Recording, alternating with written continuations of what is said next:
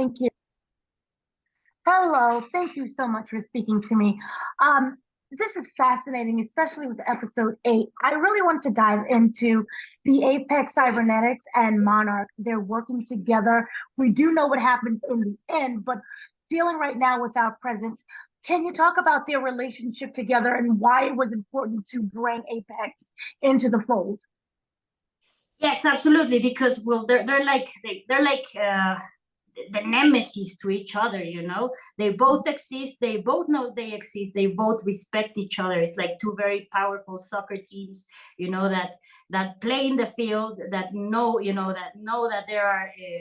They're dangerous players out there, you know, that they know they're in a game. They know that they might have to compete eventually. I'm not gonna say, you'll have to watch for yourselves. But it was because there's always, you know, for shadow there's always light, for light there's always shadow, you know, and the you know, the balance that brings to the monsterverse was very important. So I was very lucky to be able to start slowly introducing you know, the presence of Apex during in the monsterverse, and also bringing it together along with the story and the backstory of May, you know, who you've never imagined probably, or at least I was blown away when I read it, you know, like, there she goes, you know, that's where she comes from. So the way they, you know, they both Matt Fraction and Chris Black weaved, you know, the presence of Apex and the genesis of it. It was, I love it. I think it's brilliant.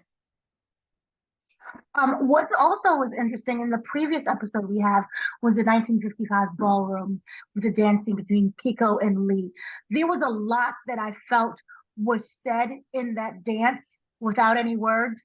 Can you talk about the importance of that moment, especially when it was coupled with, oh, she's one of the good ones? Yeah, of course. There's well, obviously there's you know, there's I would say in the subtext there's racism, no? There's a racist tune to the scene, and obviously a rejection for the Japanese in the show, especially in the 50s after World War II. No, Keiko is not only facing a world where, you know, men are handling everything, but also she's a scientist. She's a, you know, she's a woman. She's Japanese, so she couldn't have like any, like, she had so much going against her in order for her to be heard, to be believed. So once, you know, that I love that scene, and what it meant to me, at least as a Japanese woman, you know, I didn't direct that scene, but I love how it was built together. Is that the stakes are high for her. You know, she has a lot to lose, she has a lot to prove, and her chances of succeeding are very, very, very few. No, when especially no one believes you, you know, and in a world where you're trying to prove something that's so out of this world, how do you succeed?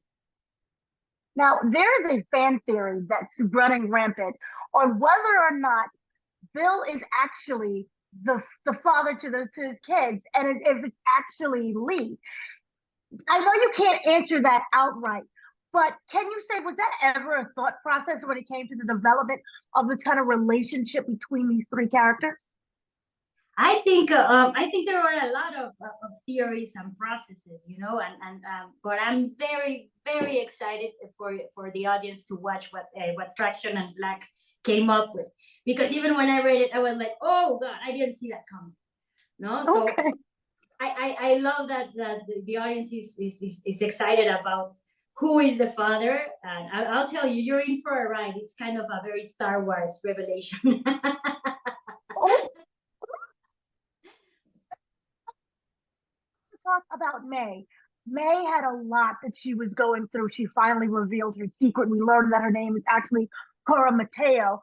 Can you talk about that transformation of her from Cora to now we know her as May, and she ends it with "Call me May," accepting the identity that she is crafted for herself. And why was that important instead of saying Cora? Yes, of course. One thing that I love about the show is it's a show about humanity. It's a show about, you know, inheritance. You know, about accepting your inheritance or rejecting it. No, it's I'm very attracted to the relationship of characters with their past and how they cope with it. You know, in a way, May is one of the characters that's been running away from her past, no, but eventually the past catches up with you. And also, you know, I think there's a glimpse of hope, you know, a silver lining in terms that no matter, you know, how much pain you went through or how many bad decisions you took and how many mistakes you made, there's always a possibility of you, you know, to open new doors, you know, to become kind of the person that you want to be, and you know, and heal from past trauma. So I guess to me, May's character arc is a great analogy for that. No, you always have a chance to build yourself for the better, no matter where you come from. And then also wondering, with the addition of Apex now being in the show, is there a possibility that we get a new version of a Godzilla that was teased would be in the future, but our present? You'll have to tune in. I'm going to tell you the possibilities are immense. You have no idea what can come. What can happen. Okay. Can you say, just in general, are there more monsters that we haven't seen to come? Yes, there are. Yes, there are. You'll see. You'll see there's one in episode 8, and you're in for a very wild ride on 9 and 10. I can promise you that.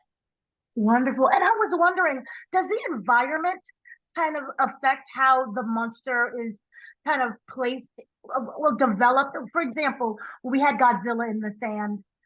Is that kind of based on the environment? No, no. Okay. It can. You'll see. You'll tune in for episode 8 because Okay.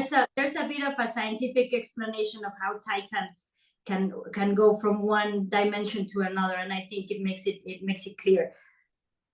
Okay. Well, thank you so much for speaking to me. Brilliant show as always. Thank you so much, Dana. Thank you. Have a great Thursday. Thank you.